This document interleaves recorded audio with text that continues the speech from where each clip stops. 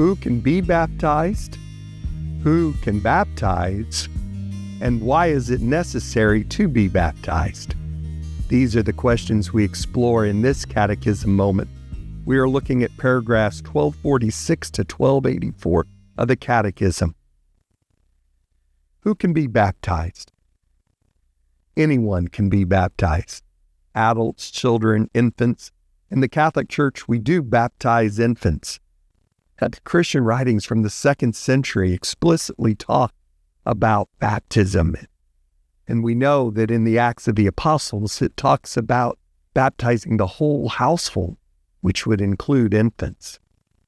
We baptize infants because first, we believe that we are fallen and we need God's grace. Second, because of the gratuitousness of God's grace, infants have done nothing to merit this grace. And third, because the church and the parents do not want to deny the infant this powerful gift. So we do baptize infants, but the Catholic Church requires that once we reach the age of reason, age of 7, that we need to be formed in our faith before being baptized. The Church requires all children over the age of 7 and adults to have some understanding of their faith. They are required to go through a period of catechumenate, a period of study of the faith. The Catechism says that those preparing for baptism should be formed in the whole Christian life, not just intellectually, not just spiritually, but the whole Christian life. To form the adults for baptism, the Church has the Order of Christian Initiation of Adults, or OCIA. It used to be called RCIA, the Rite of Christian Initiation of Adults. It's based on the process in which Catholics were brought into the Church in the early Church in the 2nd and 3rd century, forming them in that whole Christian life. The Catechism goes on to say that the catechumens, those preparing for baptism, should be properly initiated into the mystery of salvation and the practice of the evangelical virtues, and they should be introduced into the life of faith, liturgy, and charity of the people of God by successive sacred rites. Notice that the Catechism says that they should be introduced and initiated. Learning about the faith is a lifelong process. Whether we were baptized as infants or adults, we should always have that desire to continue to learn about our faith, to enter into the mysteries of our faith, to grow in the disciples of Christ. The second question that the Catechism addresses is who can baptize? The ordinary ministers of baptisms are bishops, priests, and deacons.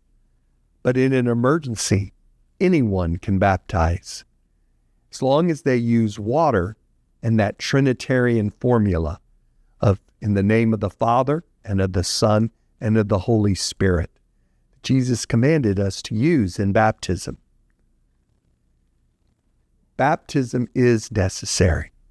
Jesus makes this pretty clear in John 3:5 when he says, "Only those who are born again of water and spirit can enter the kingdom of heaven." So God himself says that baptism is necessary for salvation. And furthermore, Jesus instructs his apostles to go forth and baptize all nations. But the Catechism points out, God has bound salvation to the sacrament of baptism, but he himself is not bound by this sacrament. We have to believe that since God desires all of us to be in union with him, to share in that divine life, that we must hold that the Holy Spirit offers to all the possibility of being made partakers in a way known to God of the Paschal mystery. So what does baptism do? It is efficacious. It does have an effect on us. Baptism makes us a new creation, makes us a new creature. It's a new birth, one that is filled with Christ's divine life and makes us members of his body. All the baptized Christians, whether Catholic or baptized in the Orthodox Church or baptized in a Protestant denomination, are all united together in this sacramental unity. Baptism makes an indelible mark that cannot be erased. Once baptized, always baptized.